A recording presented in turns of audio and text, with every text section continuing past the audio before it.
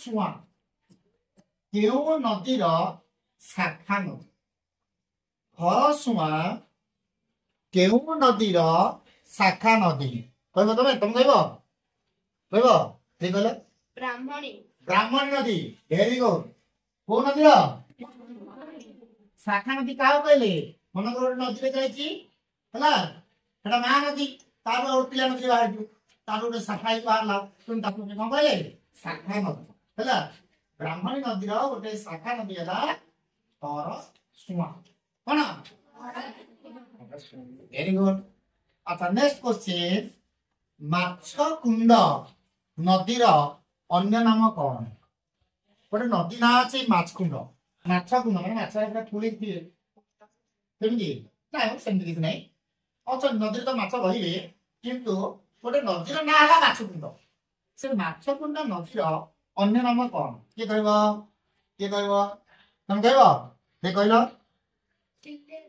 Sileru. Very good. Sileru. କଣ? ସିଲେରୁ। ଅର୍ଥାৎ ମାଛ କୁଣ୍ଡ ନଦୀର ଅନ୍ୟ ନାମ ହେଲା ସିଲେରୁ। ନେକ୍ସଟ କ୍ୱେଶ୍ଚିନ୍ ପିଲାମାନେ, ସ୍ପଞ୍ଜ ଲୁହା କାରଖାନା, ସ୍ପଞ୍ଜ ଲୁହା କାରଖାନା କେଉଁଠାରେ ଅବସ୍ଥିତ?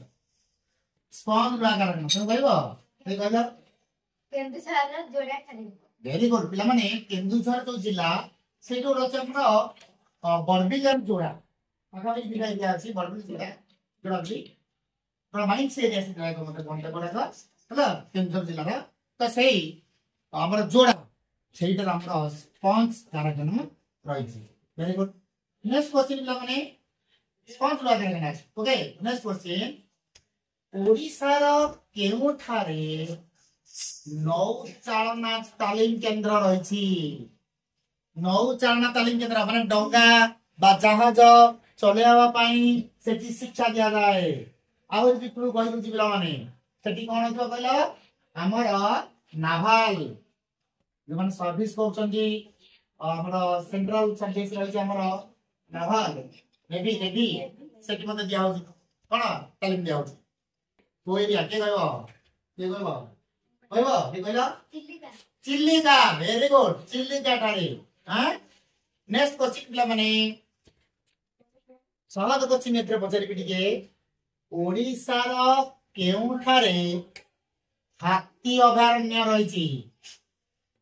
ଓଡ଼ିଶାର କେଉଁଠାରେ ହାତୀ ଅଭୟାରଣ୍ୟ ଅଛି?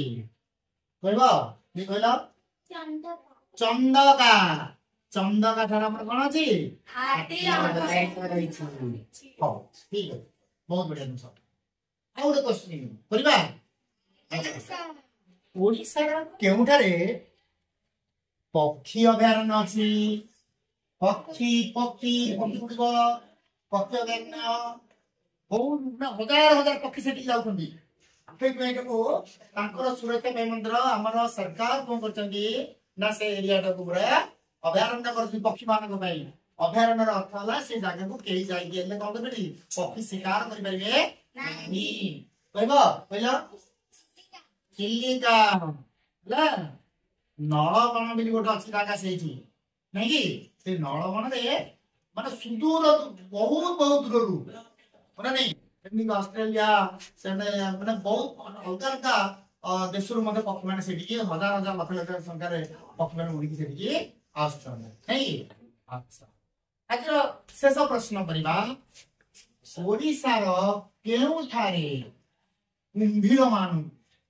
କୁମ୍ଭୀର କୁମ୍ଭୀର ସଂରକ୍ଷଣ ଯୋଜନା କରାଯାଇଛି? କୁମ୍ଭୀର ମାନଙ୍କୁ ଅର୍ଥାତ୍ କୁମ୍ଭୀର ମାନଙ୍କୁ ସୁରକ୍ଷା ଦେବା ପାଇଁ ସେଇ ଜାଗାରେ ହେଲା କଣ କରାଯାଇଛି? ଯୋଜନା କରାଯାଇଛି। କିଏ କହିବ? କିଏ କହିବ? କାହାକୁ ପଚାରିନି, ଏଥର ନୂଆ ପିଲାଟେ ପଚାରିବା। କହିବ? କିଏ କହିଲ? ଭିତରକନିକା। Very good. କଣ? ସମସ୍ତେ ବଢିଆ ଉତ୍ତର ଦେଇଛ, ଗୋଟେ ତାଳି ହଉ।